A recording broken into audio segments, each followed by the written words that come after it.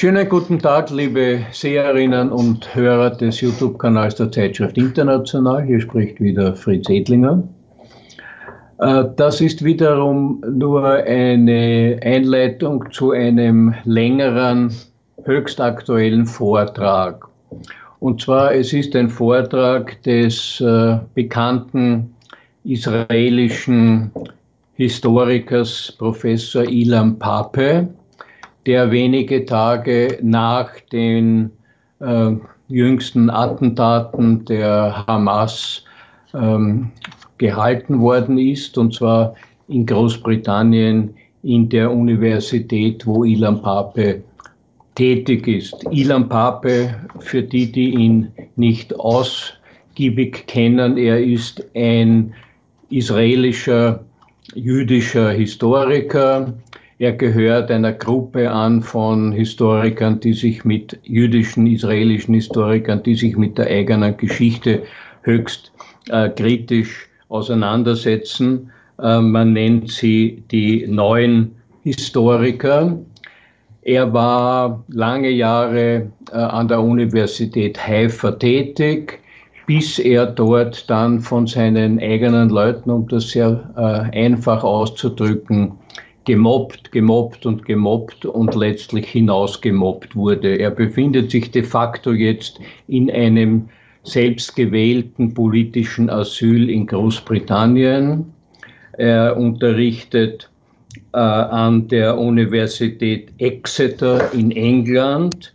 Er leitet dort ein European Center for Palestine Studies, und jene, die sich mit ihm genauer befassen wollen, denen sei sein Standardwerk und eines der wichtigsten Werke zur neueren Geschichte Israels empfohlen, nämlich in deutscher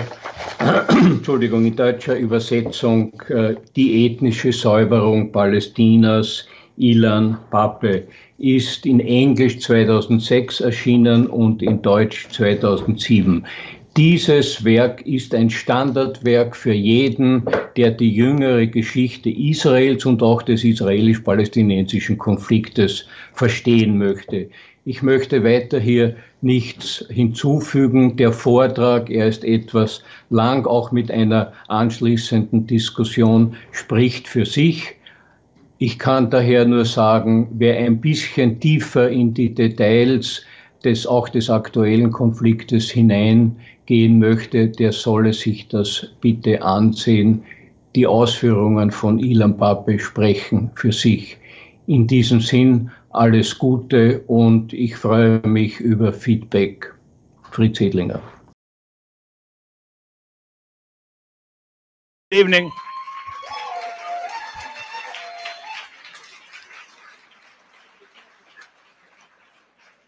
Good evening and welcome. My name is Usama Makdisi, and I'm the Chancellor's Chair and Professor in the Department of History here at UC Berkeley.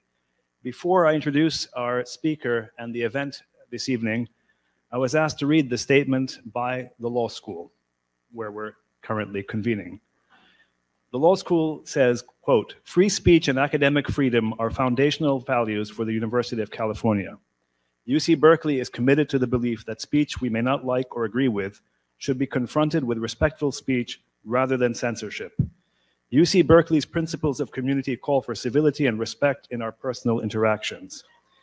If you would like to express a point of view that is different from what our guests present this evening, you may do so in any area of campus that is open to public free speech.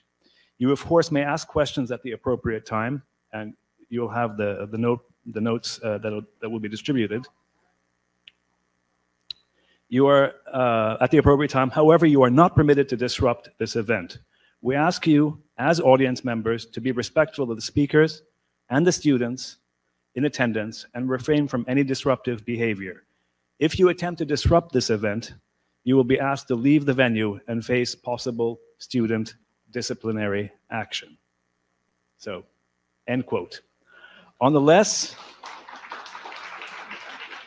disciplinary note, I want to acknowledge all the sponsors of this lecture. At UC Berkeley, they are the Law Students for Justice in Palestine, the Department the Department of History, the Center for Middle Eastern Studies, the Department of Ethnic Studies, the Islamophobia Research and Documentation Project of the Center for Race and Gender. I also need to acknowledge the assistance of Norcal Sabil, Dr. Hatem Bazian, as well as the indispensable help of Mr. Hassan Fouda. I realize, of course, that we're gathered here in extraordinary circumstances, given the ongoing inhumane brutalization of Gaza. I realize as well that there's a lot of pain and anger in this room. Many of you, like me, are suffering. Many have friends in Palestine and Israel, and some of you have lost friends or family because of the ongoing situation. Many of you are angry, as I am, at an evident double standard we see everywhere in this country, at the devaluation of Palestinian humanity and history, including by members in this institution. Many of you are suffering intimidation, especially the students here, for standing up for justice and equality in Palestine. I hope, however, you will draw some little hope from the fact that we are hosting a figure as distinguished as Professor Ilan Pappe. Distinguished and at the same time down to earth. There are very few figures who are as august and as intelligent and as brilliant as Ilan, and at the same time as down to earth. I say this because Ilan is not only a brilliant historian and colleague, he's also a wonderful person whose presence here is much needed to provide crucial context to help us make sense of what is going on in Israel and, of course, in occupied Palestine. Professor Ilan Pappe is the director of the European Center for Palestine Studies at the University of Exeter in the UK, and the first such center, as far as I'm aware, anywhere in Europe, and in fact, anywhere in Europe or the United States. He received his DPhil, that's English for PhD, from the University of Oxford in 1984, where he worked under the supervision of Professor Albert Horani. Until 2007, Ilan was a professor at the University of Haifa, from which he was expelled due to his ideological positions. In other words, he actually insisted on unearthing and supporting research about the Nakba of 1948.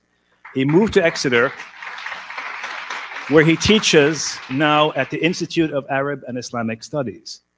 Professor Pappe has written 20 books to date, the most famous of which, without any doubt, is his 2006 The Ethnic Cleansing of Palestine, which drew, of course, the ire of many in the political establishment and many in the academic establishment, because Ilan was one of the first, in English at least, and from an Israeli perspective, a dissident perspective, to put the question of ethnic cleansing straight up there, so in a way that was sort of difficult to deny.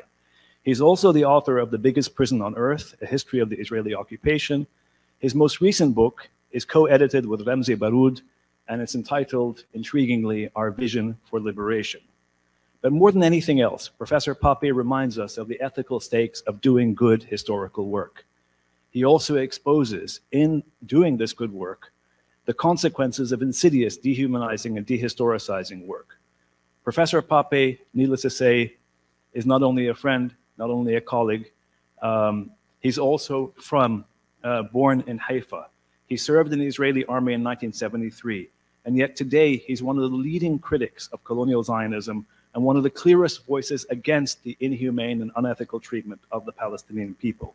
For that, as I have noted, Ilan has been persecuted, precisely because he disproves the idea that what is happening in Palestine and in Israel is an inherent or age-old religious conflict. He insists, correctly in my view, that what has been happening in Palestine and Israel is a secular conflict, a colonial conflict, where each of us has the ability to affiliate with or against justice, but it's a secular decision. He reminds us that what is at stake today is the question of how we want to envision our future. What kind of future do we want to fight for? And to do that, Ilan has always said, we need to know what kind of past we have gone through to get to the point where we are today. So please join me in welcoming Professor Ilan Pappe, who will speak about the crisis of Zionism, opportunities for Palestine. A reminder at the end here, this title came up months ago. So things have changed slightly in the last few weeks, but I'm sure Professor Pappe will be able to figure out how to manage this. So please welcome Professor Ilan Pappe.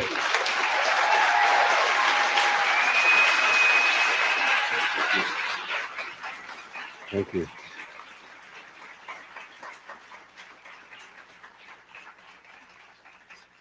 Thank you very much. Thank you, Osama, for your very kind introduction. Thank you all for being here today. I want to thank all the organization that made this event possible, and I really appreciate your taking the time to be with us in this very crucial and painful moment in the history of Israel and Palestine. Before the 7th of October 2023, most of the Israeli Jewish society was looking with some fear and apprehension towards the last weeks of this month. The main discourse in Israel up to the 7th of October 2023 was what would be the future of Israel. Weekly demonstrations by hundreds of thousands of Israelis were part of a movement of protest against the attempt of the government to change the constitutional law in Israel and to create a new political system by which the political powers would have total control over the judicial system, and the public domain would be far more controlled by messianic and religious Jewish groups. In one of my articles, I described that particular struggle for the identity of Israel that was the main topic until the 7th of October 2023, as a struggle between the state of Judea and the state of Israel. The state of Judea was the state that was established in the West Bank by Jewish settlers, and which was kind of a combination of Messianic Judaism, Zionist fanaticism, and racism, and became a kind of a power structure that became far more prominent and important in the last few years, especially under the Netanyahu government, and was about to impose its way of life, its perception of life on the rest of Israel, beyond what we call Judea, in a sense, beyond the West Bank or the Jewish space in the West Bank. Against it stood the state of Israel. The state of Israel, if you want, is best epitomized by the city of Tel Aviv.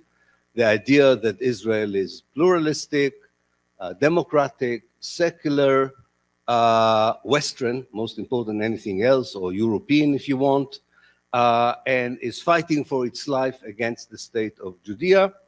And this seemed to be the focus on almost, one could call it, the civil war, if not a real civil war, at least a cold civil war, a cultural war for sure, between the Israeli Jews, between themselves. When some people said to both sides of this internal Israeli strife, what about the occupation of the West Bank, for instance? Should this not be part of the discussion of the future of Israel? They were told, no, the occupation should not be mentioned by any side. The occupation is irrelevant to the future of Israel, we were told. In fact, anyone who was trying to bring the occupation as a topic to the protests, the weekly protests, against the legal reform or legal revolution, as they like to call it, was asked to leave and not to appear with the larger group of protesters who were waving the Israeli flag. Definitely, if you brought the Palestinian flag to that demonstration, you would be beaten up and thrown out of the demonstration. If you would mention the fact that maybe the future of Israel is also the conditions and situation of the almost 2 million Palestinian citizens of Israel who were going through the last year through a process of criminalization criminal gangs that still are terrorizing the life of Palestinian citizens in Israel, everywhere in Israel, armed gangs, criminal gangs. Many of them are former collaborators with Israel in the West Bank and the Gaza Strip, who were extracted from these territories after the Oslo Accord, very well equipped with weapons and totally immunized from any police prosecution, or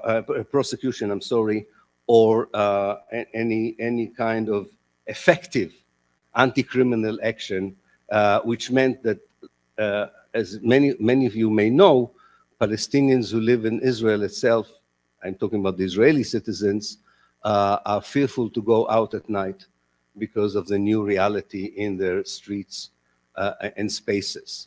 So that also was not meant to be a topic for discussion in the public domain on the future of Israel. If you wanted to mention East Jerusalem and the ethnic cleansing of the Arab neighborhoods of Jerusalem, again, the demonstrators and their leaders said this is not an important topic, or as Amira Haas, the brave journalist of Haaretz, put it, as far as the Israelis were concerned, and this is until the 7th of October 2023, the occupation did not exist, which meant it did not exist as a problem anymore. It is solved. It is solved.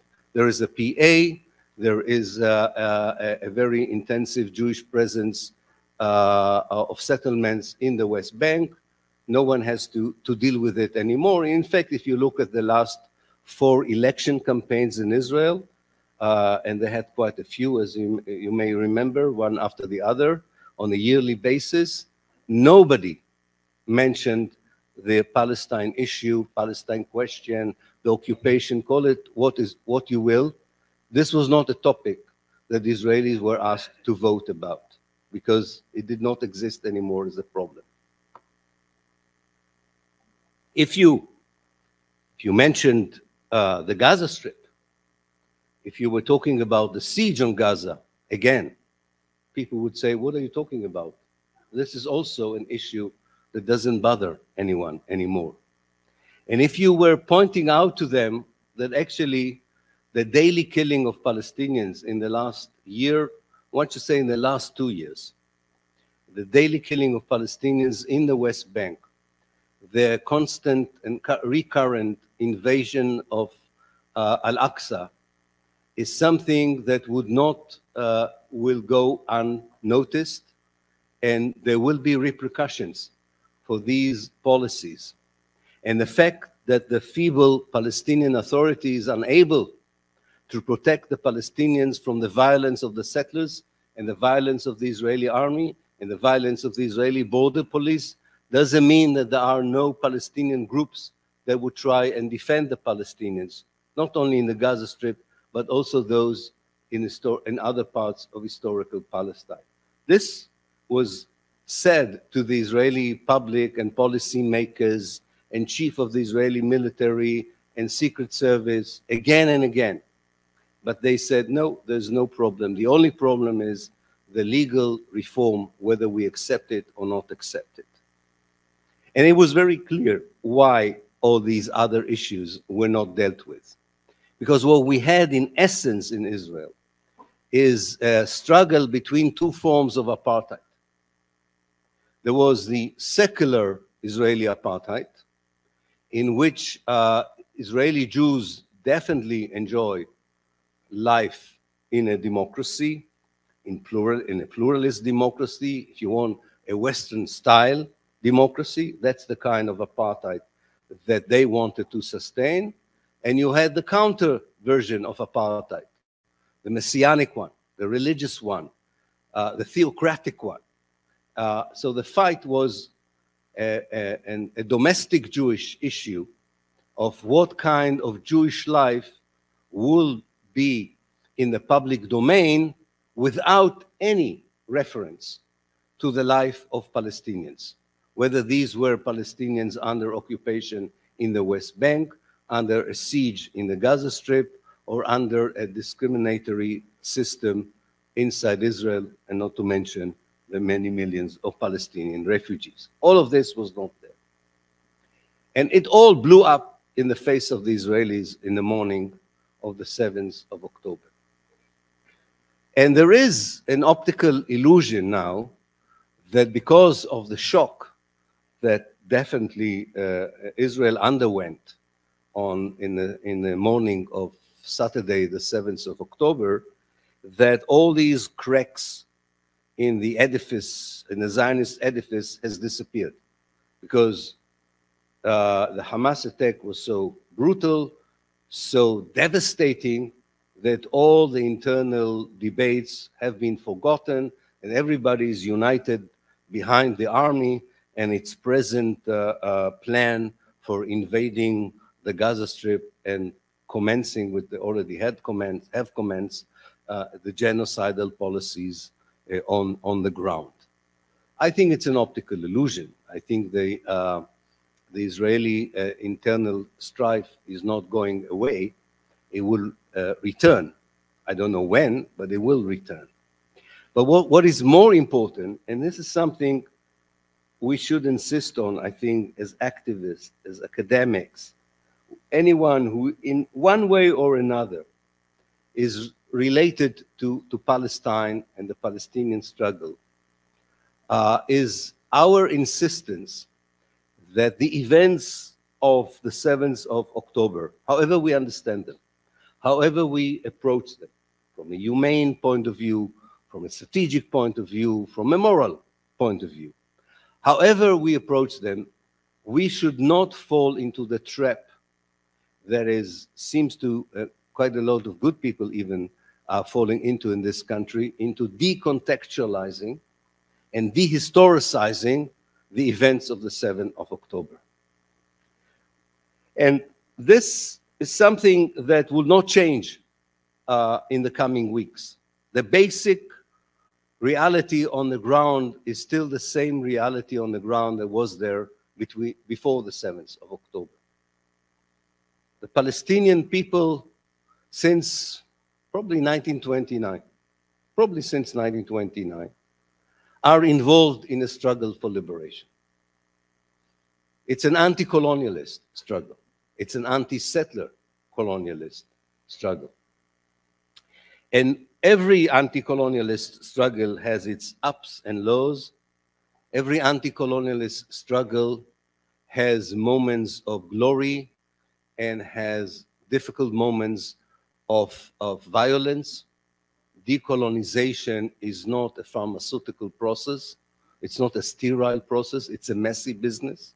And the longer the colonialism and the oppression, the more likely that the outburst would be violent and desperate in many, many ways.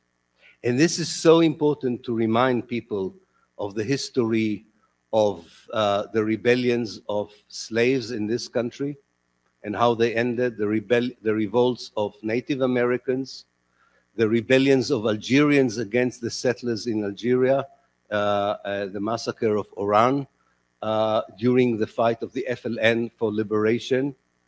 This is something which is part of the struggle for liberation. You can sometimes question some of the strategic ideas. You may have some uneasy moments, and rightly so, about the way things are being done, but you can never lose your moral compass if you don't decontextualize and dehistoricize the event itself. You seem to be in a struggle against a typical coverage, both by media and academia in this country and in the West in general and in the global North in general, that has this ability to take an event and start with the event as if it has no history. It have no consequence. I mean, even the stories about the kind of party or festival that was attacked on the 7th of November does not mention the fact that this was a festival of love and peace, 1.5 kilometers from the ghetto of Gaza. People were celebrating love and peace, while the people of Gaza, 2 kilometers from that fence, were under one of the most brutal siege in human history that was going on for more than 15 years, controlled by the Israelis, deciding how many calories are getting into the Gaza Strip, deciding who goes in, who goes out, and keeping 2 million people in the biggest prison, open prison on earth. All these contexts allow you to navigate, I think, morally, without losing that compass.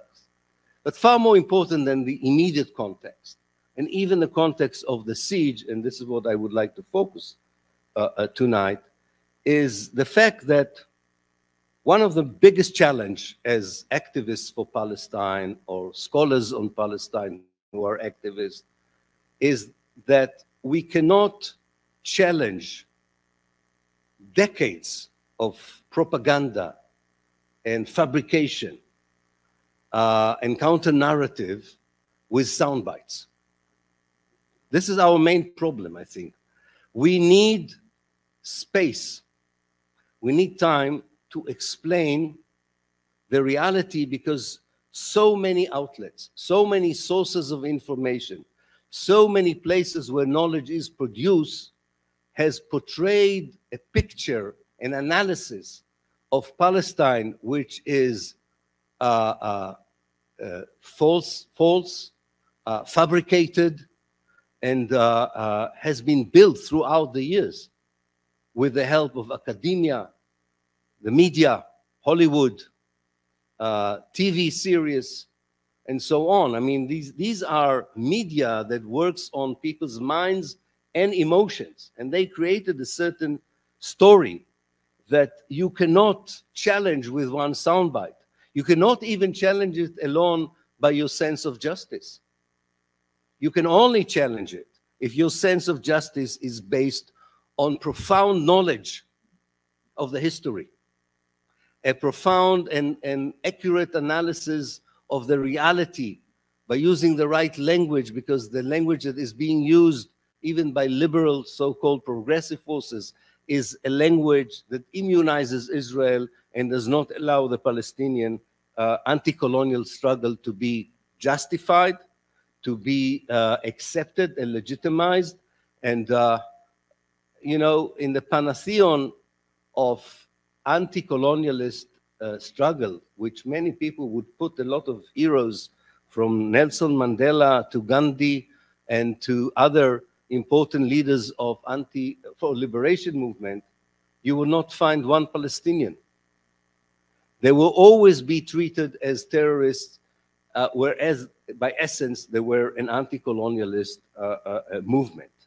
And that kind of insistence of using the right language, of knowing the history of the place, and having the right analysis is something, as I said, you need space for doing it. You can't sort of come and say, you're wrong and I'm right. And this is a huge challenge for all of us, I think, in a moment like these days in America, for instance, where there seems to be this unconditional support for Israel and hypocritical approach to the suffering of Israelis that was never displayed towards the suffering of Palestinians in any given moment in the history of Palestine. The history lesson, so to speak, that is the antidote to de-historicizing the events of the 7th of October and the events that are unfolding in front of our eyes today and probably in the next few weeks, if not months. The historical context has, I think, two levels, two basic pillars on which they should stand, and I think are very important for anyone who is involved in public debates on an individual basis or an institutional basis, on an academic domain or the media domain. It doesn't matter. The same kind of pillars are relevant to all these kind of struggles. One is never to let go from our insistence of an accurate definition of Zionism. This is so important. You should not allow any discussion of what goes on in Israel today or in Palestine today without talking about Zionism. And this is why, and it's not a coincidence, so much effort has been invested by Israel and its supporters in these countries and in other countries to equate anti-Zionism with anti-Semitism, that if you ever mention the word Zionism, you're already in the dangerous domain of being regarded as an anti-Semite, and therefore you will be ably be silenced. But that doesn't mean that this is not the only and right way to start the story. The story starts with an ideology which is racist.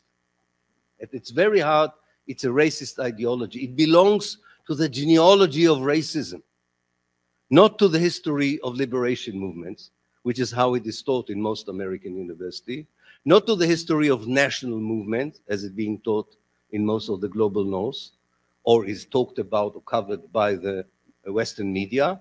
No, it belongs to the history of racism, an ideology not in its very origin, but in the way it manifested itself on the land of Palestine. And this racism is part of the settler colonial nature of the Zionist movement, namely a movement which is not exceptional, which you are familiar with in this country as well, of Europeans who were chucked out of Europe and had to find a different place to be Europeans in it because they were not accepted as Europeans, and they found countries in which other people lived. And as the late Patrick Wolf said, in that encounter, the logic of the elimination of the native was activated the moment these settlers met the indigenous people. And that is true about Palestine as well. Eliminatory policies were the DNA of Zionist encounter with the Palestinians from the very inception of the Zionist movement in the late 19th century. To put it in less academic words, you wanted as much of Palestine as possible with as few Palestinians as possible. There was always the demographic dimension and the geographical dimension, the population dimension and the space dimension. The more space you have, the less you want the indigenous population in it. Eliminatory policies could be genocide, could be ethnic cleansing, apartheid. They take different forms in different places, and they take different forms in the same place according to capacity, historical circumstances, and condition. But you cannot take out what happened in Gaza from these Israeli and before that Zionist eliminatory policies, from the elimination of the native. An elimination of the native that began first in Zionist thought, in the drawing of Zionist painters, in the writing of Zionist thinkers, and became a strategy in the 1930s that was first implemented in 1948 in the ethnic cleansing of Palestine that ended with the expulsion of half of the Palestinians and the destruction of half of Palestine's villages. By the way, many of these villages are on the ruins of these villages. Some of the kibbutzim that were occupied by the Hamas for a few hours were built. These kibbutzim were built on the ruins of these Palestinian villages from 1948, and quite a few of the Palestinians who went into this kibbutzim were a third generation of Palestinian refugees from these very destroyed villages not far from Gaza. This is also part of the story. Not everything that I'm saying here means that I'm justifying everything that was done. No, I don't. But it means that it gives you an historical context without which you are not getting to the source of violence, and you're only dealing with the symptoms of the violence. And you need to go to the source of the violence. And the source of the violence is a certain ideology, a certain racist ideology, a Zionist ideology, that at its very basic is the idea of the elimination of the native. And as I say, this is not entirely unique for Zionism. There were other European settler colonial movements who definitely were motivated and inspired by the idea of the elimination of the native. So if you look in a very cursory way on that history, you understand that what is really important for ideological movement that is motivated by the idea of having as much of the new land as possible with as few of its native people as possible. You understand that what is really important is the historical period in which it was conceived and the historical period in which it enacted its policies of elimination. Now, if you enact these policies of elimination in the 19th century, as had been done in the United States, you're talking about a world that is quite indifferent to colonialism, to racism, and other human rights, collective human rights, or civil rights. But if you say to yourself, wait a minute, this has been done after the Second World War. It was actually done in the year of the Declaration of Human Rights that the global North was so proud of, as saying to the world after the Second World War, we now have moral foundation that would make sure that the massive killing of people, as we've seen in the Second World War, that racism that we have seen in so many places would be eradicated, because there is a moral consensus. When you think in the same year, South Africa issued the apartheid law, and Israel exercised the ethnic cleansing of Palestine, you begin to understand the message that both the apartheid regime in South Africa received, and more importantly, the Zionist state received in 1948 from the international community. Yes, we are proudly announcing the Declaration of Human Rights, but we are also telling you it does not apply to you. It does not apply to you. The message from the world was that the ethnic cleansing of Palestine is acceptable mainly for the reason, I mean, this was the propaganda, I don't think it was the real reason, but it was the kind of saying, in the words of one American intellectual, it was tolerating a small injustice to correct a much bigger injustice. Namely, Palestinians had to compensate the Jews for 1,000 years of European and Christian anti-Semitism. And the deal was very clear, and this is why Israel was the first state to recognize a new Germany. People in Europe and in the West were very hesitant whether to accept West Germany as a member of the civilized nations so few years after the Nazi regime. But the moment they got a green light from Israel that pretended, and not rightly so, to represent both the survivors of the Holocaust and the victims of the Holocaust, as the ultimate representative of the Holocaust, they said, we will declare a new Germany, and in return, we want non-interference from the West in what we are doing in Palestine. You would have expected Israel at least to be the third country that recognizes a new Germany, not the first one.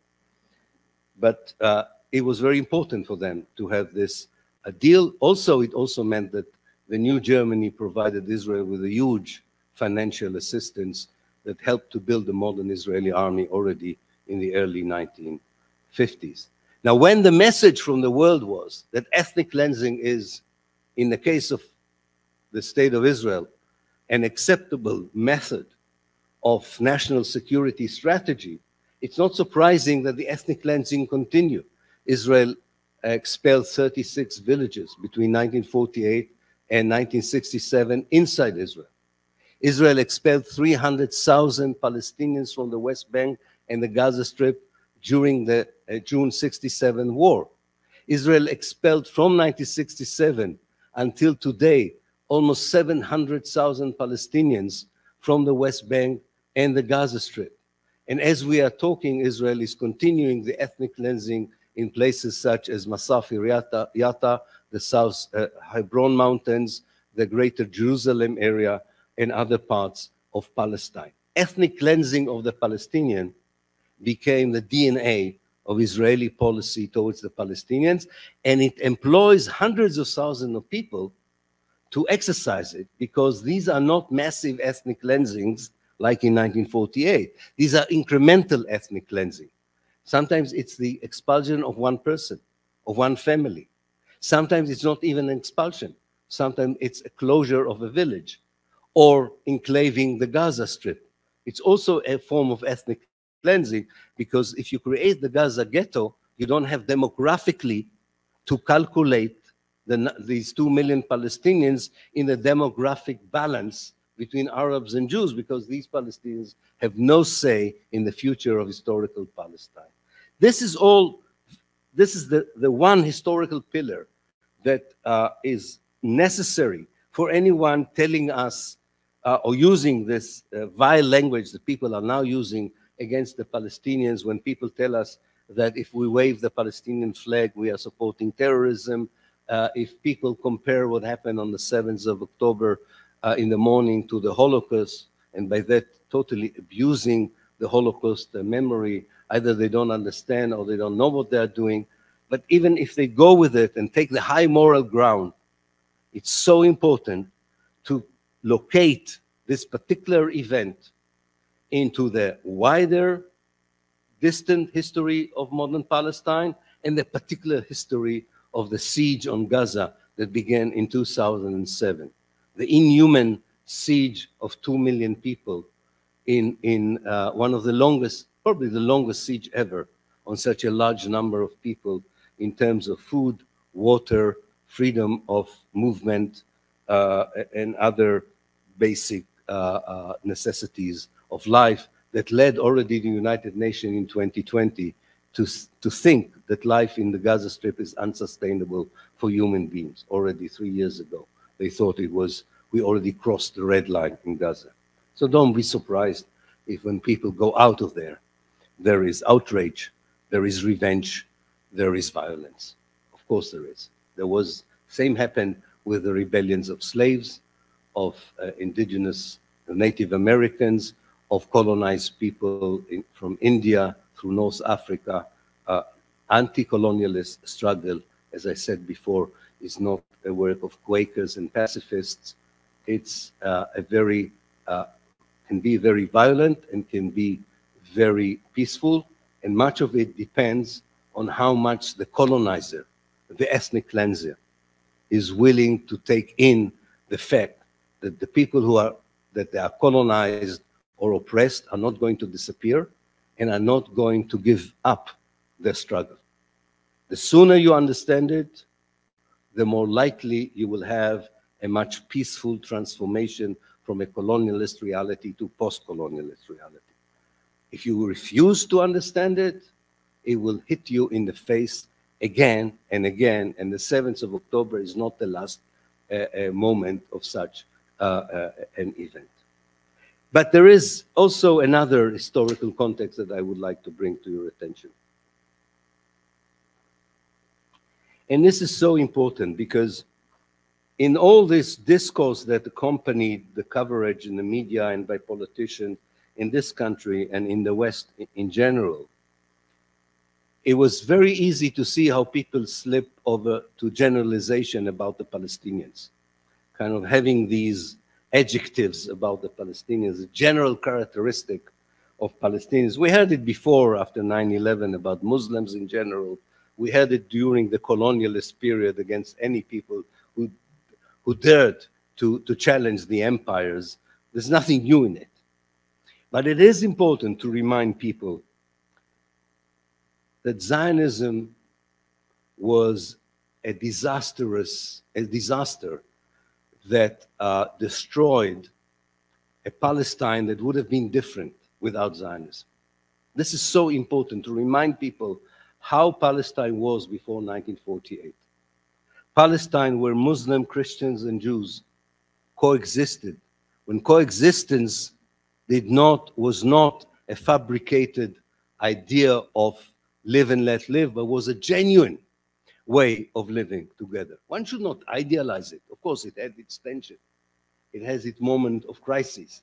But it was a mosaic of life that, particularly in Palestine, enabled people to also enjoy what the land had to offer. And the land had to offer something you won't find today in Palestine. The land offered an affluence of water, for instance. Only people who remember Palestine before 48 know that every Palestinian village had a stream of fresh water.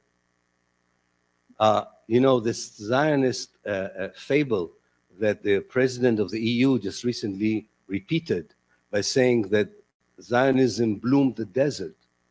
It's such a fabrication of history. Zionism turned a blooming country into a desert in many places. That is something to, but you can only do it if you reconstruct with the help of historians the kind of Palestine that was there before 1948, both in terms of humanity and human relationship, and also in ecological terms. The whole connection between Palestinian and herbs, for instance, and nature that Zionism destroyed was part of the quality of life that Palestinians had, or as the late Emil Habibi put it, when he lived in Abbas Street in Haifa, he said, "I never knew who was a Christian or a Muslim in my street before 1948. And I think this is something that is not nostalgia for the sake of nostalgia.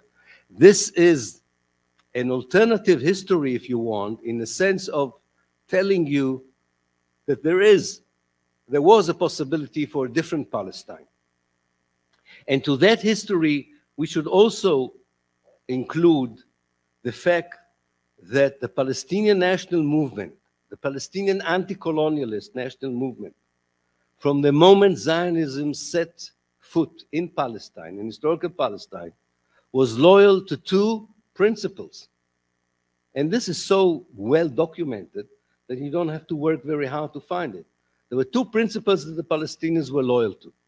And particularly, they said it to the Americans because the Americans brought this principle through President Woodrow Wilson to the Arab world, especially to the Mashriq, the Eastern Mediterranean, in 1919. And then the United Nations brought it, kind of repeated these principles. One principle was the right of self-determination for people. The Palestinians said, we also deserve right for self-determination, like the Iraqis, like the Lebanese, like the Egyptians. The second principle was democracy. You know, if you are taking us out of Ottoman rule, under which we were for 400 years, and you want us to decide our post-Ottoman future, what will be our future? What will be the nature of our regime, of our state, of our political existence? We want democratically, by the vote of majority, to decide whether we want to be part of Greater Syria, whether we want to be an independent Arab Palestine, maybe we want to be in a federated pan-Arab republic, but it's up to us. And every American delegation that went from 1918 until 1948, every international delegation, whether it was Anglo-American, whether it was any other organization, the reply to the Palestinians was that while the principle of democracy and self-determination is cherished by the Western world, and they see it as the right pillars on which to build the new post-Ottoman Arab world, it cannot apply to Palestine. Because Palestine was promised by the British Empire to become a Jewish state, and because the Jews are such a tiny minority, the principle of self-determination cannot be applied to the Palestinians, and of course the principle of majority or democratic election is out of the question for the Palestinians. This is also important in the context of our historical journey into the past in order to contextualize the kind of oppression, the kind of history or genealogy of racism that was endorsed and supported by the West when it came to Palestine. Now, this other pillar is not just important in order to remind us what Zionism did or what Palestine could have been. This is the foundation on which we will build a post-liberated Palestine, a post-colonial Palestine. This is the foundation. And think about the elements of this past and how they relate to a different reality from the one we had. And don't let the current attack on Gaza Strip, the genocidal policies by Israel, let you shy away from continuing to think about the liberation of Palestine and how the liberated Palestine would look like. And talk to the Palestinians who are thinking about, not just about the tactical move tomorrow, but who are visualizing. That's what I did with my book with Ramzi Baroud. How we talked to 40 Palestinian thinkers and asked them, how do you visualize a liberated Palestine?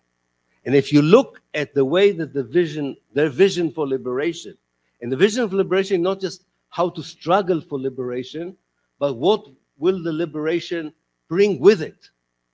It's all the elements you had in Palestine before 1948. A society that does not discriminate on the basis of religion or sect or cultural identity. A society that respects democracy. A society that respects the principles on live and let live. And more importantly, maybe than anything else, a society that brings back Palestine into the Arab world, into the Muslim world, organically into the place from which it was extracted by force. Now, being part of the Arab world is not an easy scenario for many people, and rightly so. But you cannot be a part of the solution or the more positive scenarios for the Arab world if you're not part of the problems of the Arab world. You cannot have a discussion of human rights in Iran or civil rights in Egypt if you don't include the civil rights and human rights of the Palestinians. There is no point for these discussions because you will always get to the exceptionalism of the Palestinian lack of these rights, and you will always find yourself in an inferior position if you want from the outside to help the Arab world to deal with these issues of human rights and civil rights. And it's only when Palestine, the future Palestine, would be part of the Arab world that it will be part of its problems, but it will be also part of its solution. I will end by saying, just to repeat the main point which I really want to make tonight. There is always an illusion with a dramatic, and one cannot underestimate the drama that we are seeing, the human catastrophe. And we are just, unfortunately, I think that we're only seeing the beginning of the human catastrophe that Israel is going to impose, not only on the Gaza Strip, unfortunately, also on the West Bank. They're going to use this as a pretext to change the policies in the West Bank as well. Of course, the most urgent thing is to try and stop it by all the means that are at our disposal in this country, to put pressure for an international intervention that put a stop to these genocidal policies that, as I say, I'm very afraid would be extended to the West Bank as well. But part of what we always have to do as well is to strategize for the future, because the basic issues will be here also after this particular moment in time would end in one way or another. And it is this kind of discussion that would ensure, to my mind, that we're not losing our moral compass. We are not deterred by the way people are trying to say to us, surely after what happened on the 7th of October, you cannot keep your old positions on morality.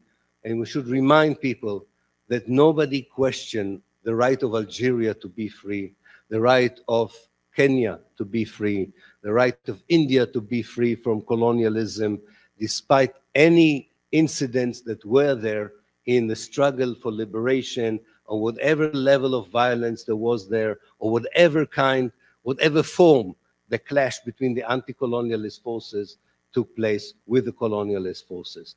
We never questioned the basic right for liberation and independence, and neither should we do this in the case of Palestine.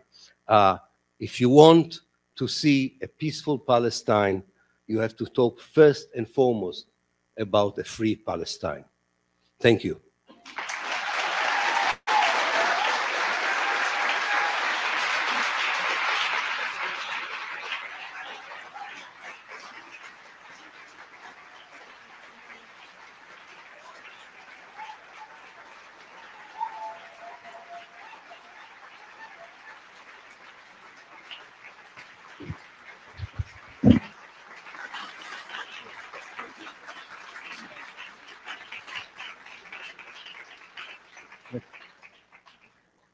Ilan, thank you for that extraordinary lecture and a demonstration again of the importance of history. So two historians here, many from the history department here, students and faculty, I hope. But in any case, on the one hand, Ilan, by looking at history and by insisting on an honest interpretation and rendition of the past, especially of Palestine, colonial Zionism, the opportunities, the history of Palestine before Zionism, the ecumenical nature of Palestine, the pluralism of Palestine, it gives us, as you said, a vision for the future. But if I could ask some questions, Ilan, just to continue this kind of thing. The first.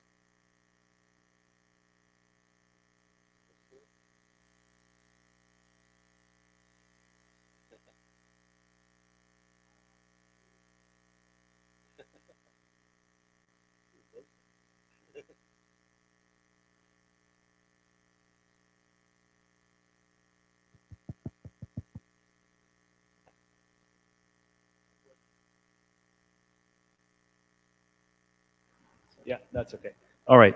So the first question, Ilan, is, you mentioned the whole genealogy of anti-colonial movements, and we should look to them and the experience of them, and on the one hand have nuance in terms of looking at what's going on today, and not shy away from the fact that there is extraordinary violence, even on the part of anti-colonial liberation movements.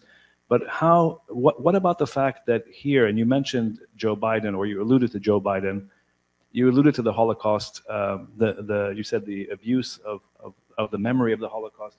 So when Joe Biden says that the Hamas attack, the direct quotation is as consequential as the Holocaust, and given the fact that there is so much identification with Israel in a way that there was never with South Africa, never with Algeria or French Algeria, maybe there in the United States, never with any of these other colonial movements, how do you envision using the anti-colonial past to help guide us in the future? Is this working? Yeah. You hear me? Okay. Yeah, thank you.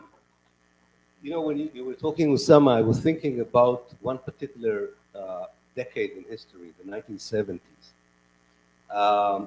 when the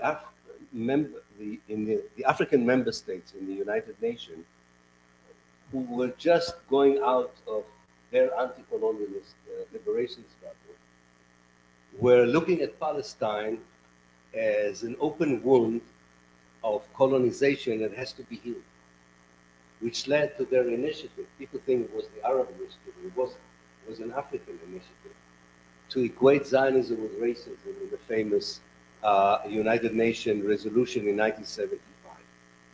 And if you look, and many of the documents for that period are now open, and I owe it to some of my PhDs who are working on this. The American pressure on the African delegations that was continued for about 15 years to resign, to retract that resolution, using intimidation, using bribery, using whatever they had in their hands, is a very important chapter in the history, because it shows you that there is still a basic instinct in the global South to view Palestine as a colonized space, to view the Palestinian resistance as an anti-colonialist movement, and to lend it solidarity and help. But political circumstances, and especially economic circumstances, kind of do not allow for that sentiment, maybe even in the Arab world, to come out. In other words, I think what we should look for, because the Palestinians by themselves will not be able to do this, we should look for that kind of solidarity that was there, as you know, it was there in the 70s. From Latin America to Southeast Asia, there was this solidarity with that first Algeria and then Palestine are the two last bastions of colonialism that has to be liberated. We have to see whether there's a way of creating this intersectionality, this transnational solidarity again. This time we learned, and we learned it from groups here in the United States, that it is beyond the question, because we're not in the age anymore of national liberation struggles. In many places, we are much more in the age of struggle of minorities, of cultural groups, of African Americans, of Native Americans, First Nations, and so on, that this is the new international solidarity movement on which I think you can carry the Palestinian anti-colonial movement, and it already, at least you have manifestation for the way the knowledge production is being decolonized in some places. I mean, the fact that you can read about Palestine in academic journals on indigenous studies, the fact that journals that deal with settler colonialism have special issues on Palestine. It's not easy to have, I talked to your students this afternoon, this lunchtime, and I said to them, it's very difficult to see Palestine being taught within a general course on colonialism and anti-colonialism and racism and genocide. So there's a long way to be done, and of course it has to go out of the ivory towers to the public domain and public discourse. But I do think it is possible, because it happened there, because there must be a basic instinct. And see what's happening in the Arab world today. The whole so-called Abraham Accord is seemingly much more volatile and precarious than it was before the 7th of October. And already then it was not on solid ground as far as the societies were concerned. So I think that there is this ability to look at these historical moments and remember that, you know, there were moments of intersectional national solidarity that could be revived, of course, adapted to the new reality of the 21st century. Okay, and so Ilan, so thank you for that. But honestly, we've been living here as you have. You just came. You spent a week in the U.S. But for those of us who are sort of teaching and in other arenas advocating for justice in Palestine, the last 2 weeks have not only been a shock and a horror to watch what's happening in Gaza and to the Palestinians, but the reaction in the West across the board is more intense, more dehumanizing than I can remember, and I've been teaching for 25 years. So how do you reconcile this, what you're talking about, solidarity and intersectionality, with the fact that we seem to be going backwards in some sense? Can you give me some? Yeah, I think I was trying to make 2 points here. Yeah. One point is that to separate our strategic thinking from our tactical reaction. Yes, there is a barrage of silencing, suppressing freedom of speech, using the events of Saturday as a pretext, and having a license now to call the Palestinians Nazis and to compare the 7th of October to the Holocaust. This will pass. This will pass because the Israeli policies on the ground, it's cynical what I'm saying now, and it's terrible what I'm saying now, but you can count on the Israelis that the images of the 7th of October would be replaced, or at least would, to these images, you will have the images. We're already seeing that beginning. And even people like Biden would not be able to sustain for too long this one-sided idea that there was only victimization and violence on one side. Unfortunately, I count on the Israelis for this. I wish I wouldn't see it, but that's one possibility. So one thing is this tactical, how do you deal with the tactical barrage? As one friend of mine used to say, you are now bombarded from the air and you're in the bunker. Maybe it's not a good time to get out of the bunker because you might be killed. But the bombardment will pass, the initial bombardment will pass. And then you will have a chance. I don't think that the last 2 weeks are indicative of a campaign that can be sustained for that long. After all, even after 9/11, it took time. It took time for the academics and the Middle East Studies Association and other to go back a little bit to the criticism and even on the case of Israel, to go back to boycotting the Israeli academia and so on. So that's one point, but no less important, I think. No less important is of course to use all the means you have at your disposal, especially the legal means, to deal with this bully. It's an act of bullying. Now, of course, when the bully is not a person, when the bully is the university management, or the bully is the administration, it's very difficult to face it. But still, the basic, I don't know, at least what I'm saying to my children, the basic law when you're facing a bully is not to be afraid of them, and not to be intimidated by them, and tell them, no, we don't accept it. We don't accept it.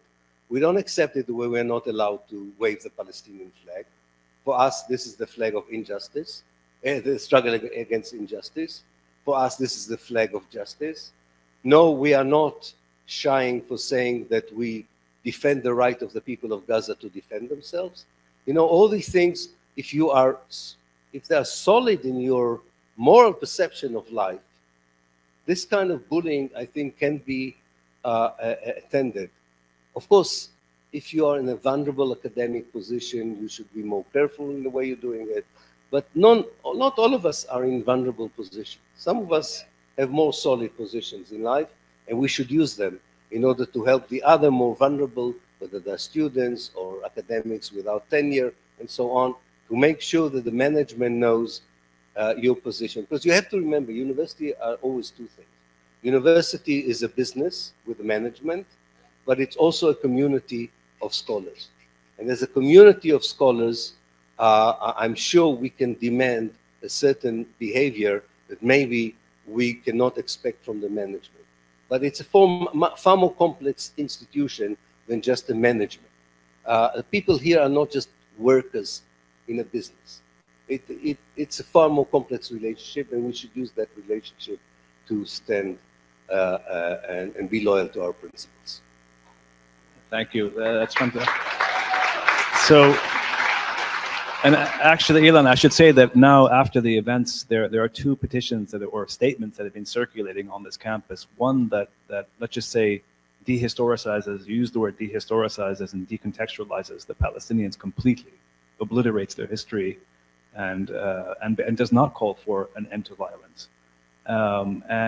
The other one, which in honestly, I played a small part, just for honest disclosure. But what's interesting is that many assistant professors, lecturers signed the statement, because in the end, if one doesn't stand up, it doesn't matter how tenured you are, you will not, if you don't stand up as an assistant, you won't stand up as a full. Absolutely, absolutely. I just want to tell you that, yeah, just to say, I mean, it's we were, the university asked the department to which I belong, the Institute for Arab and Islamic Studies, not to publish an official position on Palestine by the Institute. So what we did, we said, okay, but they said you can individually sign. So individually, every member of the Institute signed the individual society. So in a way, it was the institutional position without having the institutional position. Yeah. All right. Well, there's some hope. So the couple of questions, and there are many, many different questions. One is repeated or a question that's repeated several times or asked several times. What is you spoke a lot about the Palestinians, of course, of Gaza, who are being bombarded and persecuted now. The West Bank with the ethnic cleansing that you talked about. What about the Palestinians inside of Israel? Are you not afraid that the situation now with this kind of government and the policies and the unleashing of this kind of genocidal attitudes towards Palestinians is going to remake the demographics? And so the question then is the people inside, the Palestinians inside, but also a fear of another Nakba. First of all, we have to say that even before the events of Saturday, the 7th of October, the situation among the Palestinians in Israel was unbearable. Every day, someone was murdered or killed. People in most of the Palestinian villages and towns in Israel do not go out in the evening because they're afraid of the terror of the criminal gangs. The ministers who are responsible for the life and the well-being of the Palestinians inside Israel are the most fanatic, messianic Zionists.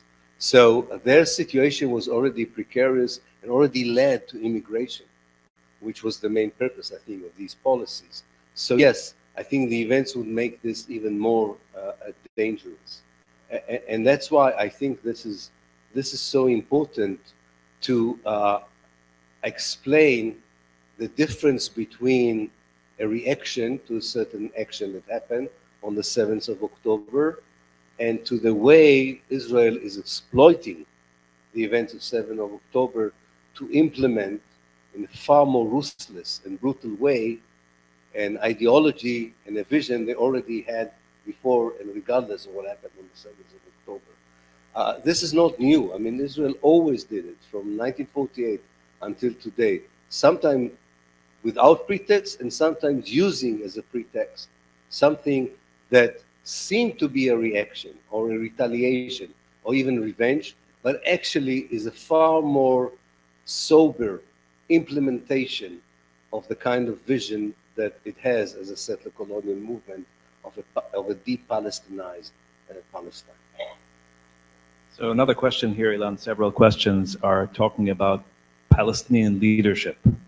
So given the fact that the PA has collaborated and has been collaborating with the Israelis and the United States for decades to suppress the Palestinians, especially in the West Bank, how do you envision, I mean, so obviously you're not, it's not your role as such, but so where do you see anything changing structurally, given the fragmentation of the Palestinians, and given the West Bank, Gaza, East Jerusalem are all separated, and of course the Palestinians outside?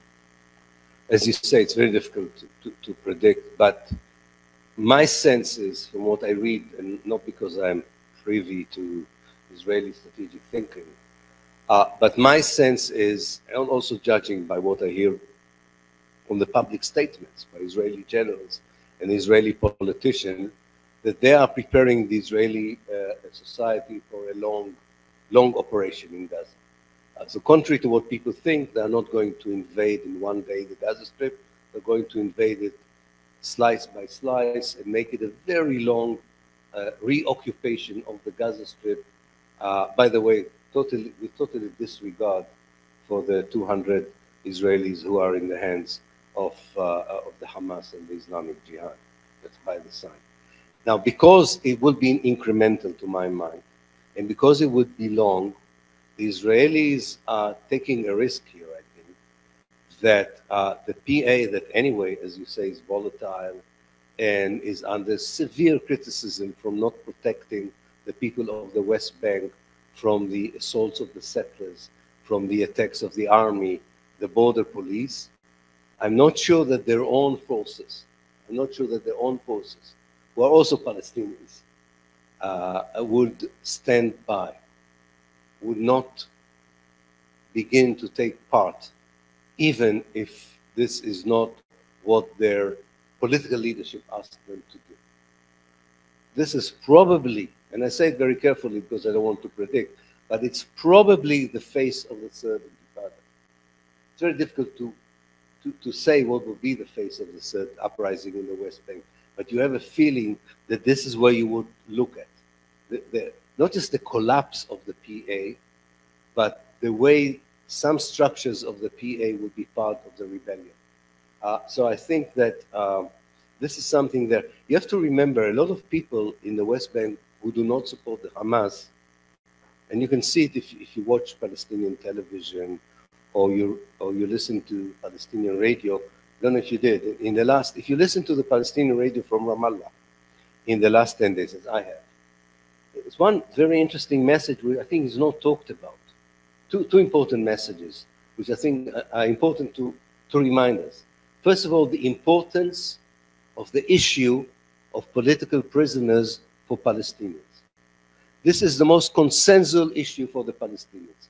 It doesn't matter whether you are Hamas, Fatah, the left, a communist, secular, religious, Christian, or Muslim. The political prisoner issue is the most burning issue for all the Palestinians. And the PA is doing nothing about it. Let's remind ourselves. Since 1967, 1 million Palestinians spent time as political prisoners in Israeli jails. 1 million spent time. So this is the most important issue. The PA radio of Ramallah devotes 3 hours every day to conversation with the families of the prisoners. So when the Hamas goes out and says, and they said it very clearly, and by the way, they warned Israel before Saturday. They said, we will not sit idle as long as the political prisoners are not going to be released. And one of the things, it was not a big secret. You didn't need the brilliant Israeli intelligence for that. The Hamas said, we will do all we can to abduct Israeli soldiers and citizens so that we have something to deal with in order to deal with the most important issue for our society, which are the political prisoners. So that's one point. The second point is the vulnerability of the Palestinians in the West Bank. We keep forgetting it because usually Israeli policies of genocide and ethnic cleansing are incremental. They're not massive. They don't happen in one day. And every day, young people, sometimes children, were killed in the last 2 years in the West Bank. The PA was defenseless. The only group, at least first of all, rhetorically, saying we will eventually defend these people was the Hamas. And actually, the people who, like the small groups in the Jenin refugee camp and in the Kasbah of Nablus, that were trying with meager military means to defend Palestinians, were saying, you know, we are inspired by the Hamas because they are the ones who fight back, who are not sitting idle. This is also part of the context, which I think is very important to take into account. Okay, so I don't know how much more time we have, but let me just ask a couple of questions. One is I'm going to combine two questions. Some people, I mean, many are asking, how do they refute the constant conflation when they're struggling or fighting for justice in Palestine with anti-Semitism? And then what do you say to Jews, like Jewish activists, especially anti-Zionist Jewish activists who are accused of self-hate or betrayal? These are some of the questions that we're getting. Yeah, very important. So I'm sure you've come up with these questions many times. You've heard these questions many times. Yeah, but they are important. For the first question, I think that in accusations like these and allegations like this, that when you support the Palestinians or when you criticize Zionism as racism, you are an anti-Semite, it's very important to control the conversation. Rather than be defensive, is telling people, and I'm serious about it, and I do it as much as I can, by telling them I can do it in a polite way and not in an impolite way. In a polite way, I say, you probably don't know enough about the history of Zionism and Judaism. In an impolite way, I say, you're an imbecile who doesn't know anything about the history. So it depends. And this is when I said sound bites don't work here, because really you have to explain the difference between faith and ideology. It's amazing when it comes to the Islamic State, people are very intelligent. They say, oh yes, this is ideology and this is religion. When it comes to white supremacy in the United States, people say, of course, this is not Christianity, this is an ideology that uses Christianity. Somehow, when it comes to supremacist, racist, Jewish ideology, it means that if you say that, then you're anti-Semite. You're not an anti-Christian when you are against the Aryan nation, and you're not anti-Islamic if you don't like the Islamic State. And the same is true about Zionism. So that's one point I would say, and by controlling the conversation, by saying, let me explain to you the difference between religion and ideology, and what happens when ideology uses religion for its political ambition. So I think that's very important to make sure that you know that history, even in a cursory way, so you can easily shift the conversation to the lack of knowledge of those who accuse you. As for self-hating, I don't know. Maybe it's my idiosyncratic nature. It always amuses me, I must say. It amuses me. I remember the first time I heard it really strong was in Cleveland, Ohio. I was talking there in the club. I don't remember the name of the club, and half of the audience were Zionist Jews and Christians, and half were Palestinians, for some reason, were all physicians and doctors. And most of the Palestinians in Cleveland are doctors. I don't know why, but they're all doctors. And the rabbi of Cleveland said, I don't know how you live with yourself as a self-hating Jew. And I said, wait a minute, you know, I have many Palestinian doctors friends here, and I went to all their clinics, and I'm afraid to tell you that they told me that this disease is incurable. Probably the self-hate, there's no pill against it, there's no vaccination against it. So I said to him, you're right, I would live with this. Some people live with chronic disease and make it. So yeah, I think this whole idea is so absurd. You should ridicule it rather than seriously tackle it. So, thank you, Ilan. So there are several questions about Hamas, as you can imagine. And among the questions about Hamas is, given what you've said about the Western world, the post-World War II sort of construction of Western morality, which on the one hand proclaims all these liberal values, on the other hand, of course, either doesn't apply them or actually goes into extreme violence and justifies it, as we see now with Gaza.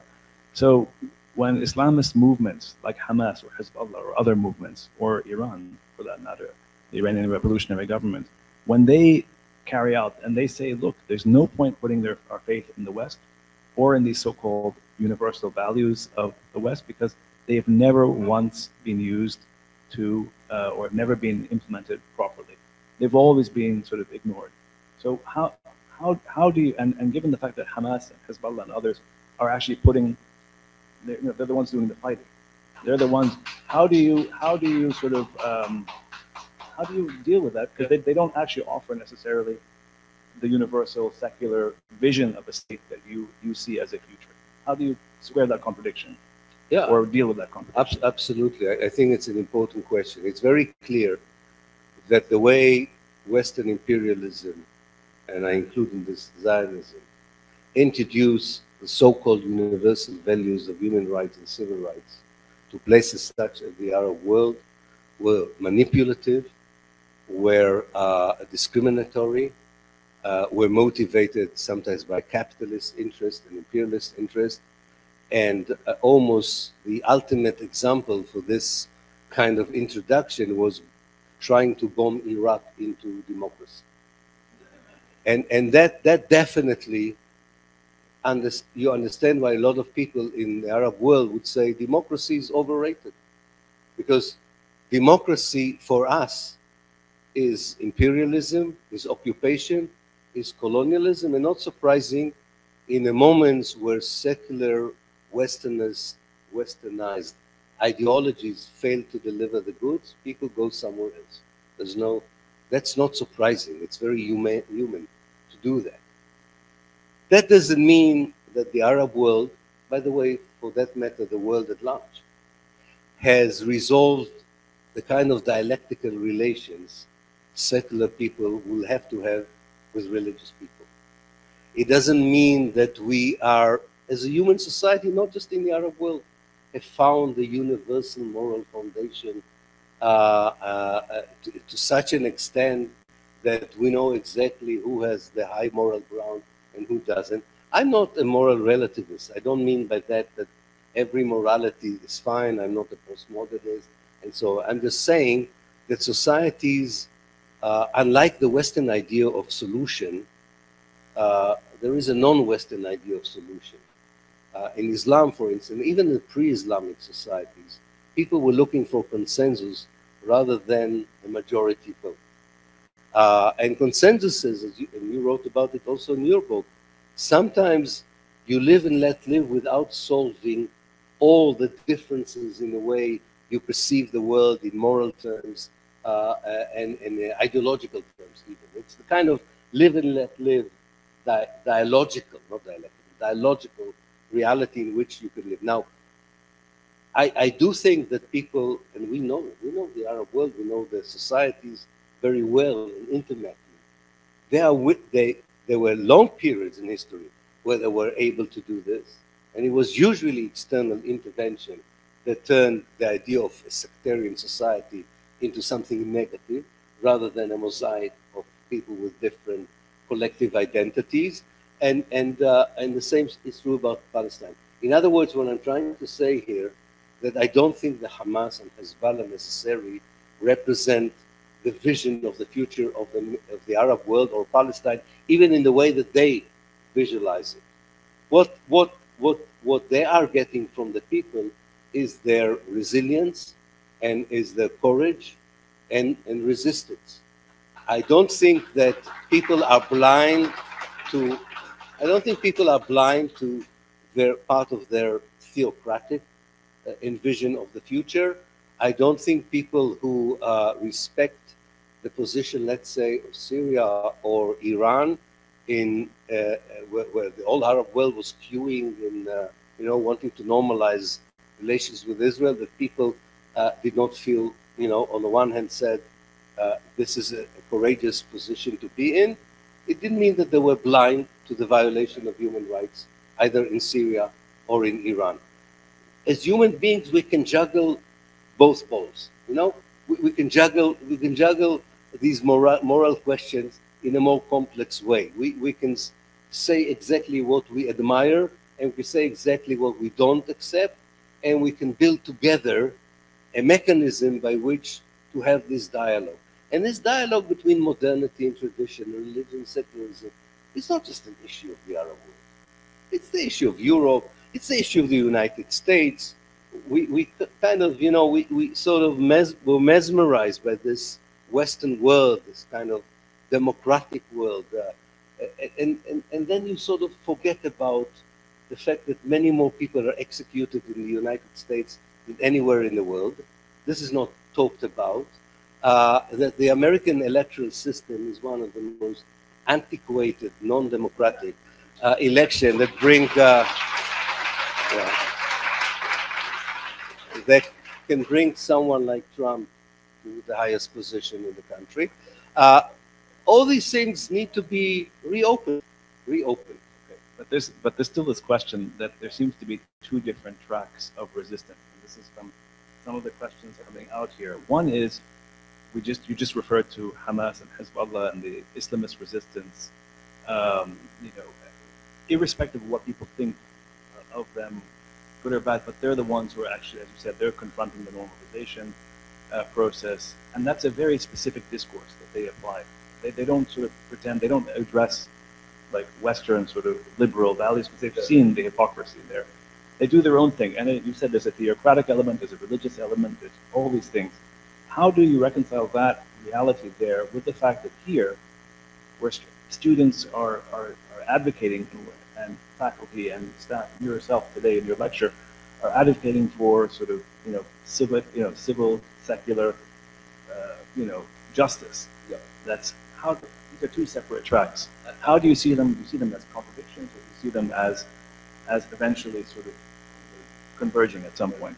Yeah, it's a good question, because I think what you are doing, if you look at the history of successful anti-colonialist struggles, not just anti-colonialist struggles in history against oppression by powerful political structures,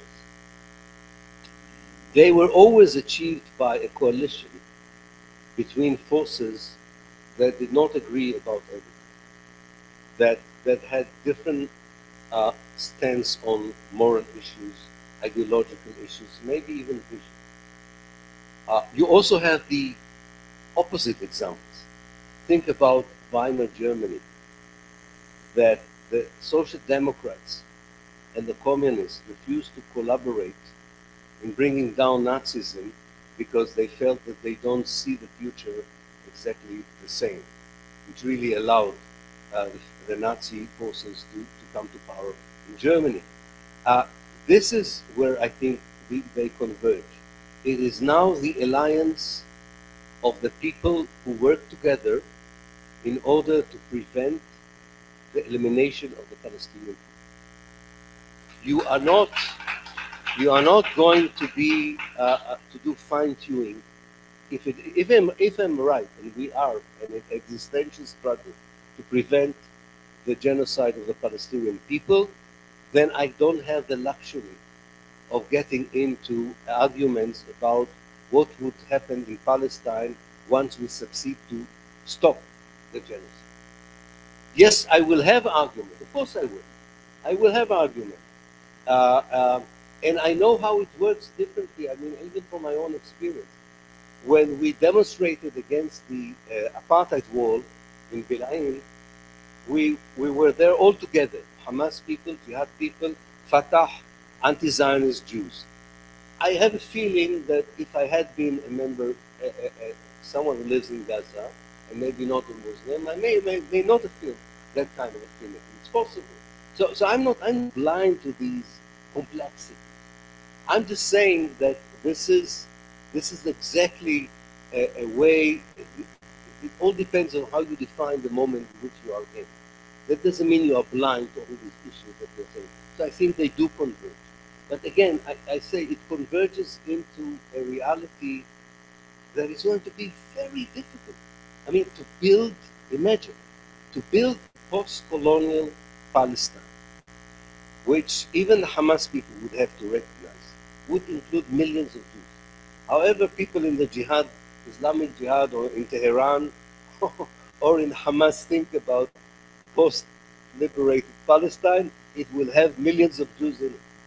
There's no way a post-liberated Palestine will not have millions of Jews in it. So you have to take that into account, and you'll have to think about it. But you don't have to think about it today. You really don't have to think about it today. But they will have to think about it. They will have to think about it, you know. It's like those Palestinian friends who believe in one state and want to kill all the Jews. And he says, so we don't need a one state, just kill the Jews, and we don't need a one state. I think that these things are there, and if you are on the ground as I am, you know that most people share my view. Most people share my view. What they say outside for political reasons, for public purposes, is different because there are other pressures. I think the vast majority of the Palestinians, and definitely all the anti-Zionist Jews who are in solidarity with them, have this deep realization and deep differentiation between the struggle for liberation and the question, what do you build after the liberation? So we're almost out of time, and the last question is from students here who are asking you, given the huge amount of pressure they're under, the doxing, the intimidation, the bullying, and everything that's going on this campus and on other campuses across this country, what advice do you give them? How can they keep struggling for what is actually basic decency in the face of constant defamation? Yeah. And that's the last question. There's 100,000 questions. I'll give them to you. You can read them tonight. Probably I can't even answer all of them for sure, so that's good. I think first of all, sort of basic rules that only come out of experience in old age rather than particular wisdom. Learning it the hard way. I mean, one thing is never be alone in these struggles. Just make sure that you are part of a bigger. If you feel that you are the only one or you only have a small group, don't do anything. Really, don't do anything. Wait until you find the wider coalition. That's one thing. The second thing is you have to be tactical. You have to be tactical. And as I said, if you are under the barrage in the bunker, you may not take your head out immediately. You can wait. I'm really serious. I really believe that we are under the misimpression. Is there such a word in English? I just added a new word to the English dictionary. If you are under the misimpression, you know what I mean anyway. If you are under the misimpression that the bullying that you see now and this kind of knee-jerk reaction to what happened on Saturday is something that would be with you for a longer time, I think you are mistaken. For all kinds of reasons, some of them I try to elaborate tonight.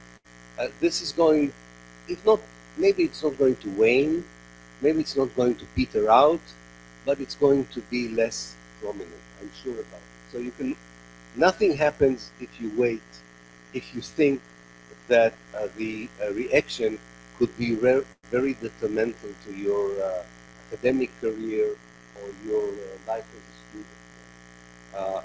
If you want to become a shaheed, go to Palestine. Don't do it in Berkeley. Berkeley is not a place for shuhada. It's a place for good life and so on. So don't do this. But do make your stance. Make your stance, and be a bully against the bullies if you want, and don't give in. But again, calculate. I think that's what I would say. And students, of course, it's not easy, and it's not easy for me to go into these shoes now because I'm not in that position. But I think you said something very important. If you don't do it now when you're vulnerable, you also won't do it when your position is stronger. And this is a very important lesson for life.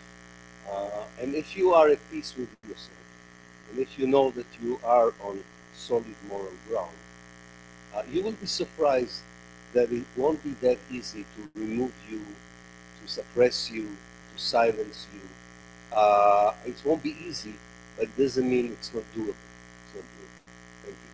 Thank you, Ilan. Thank you very much.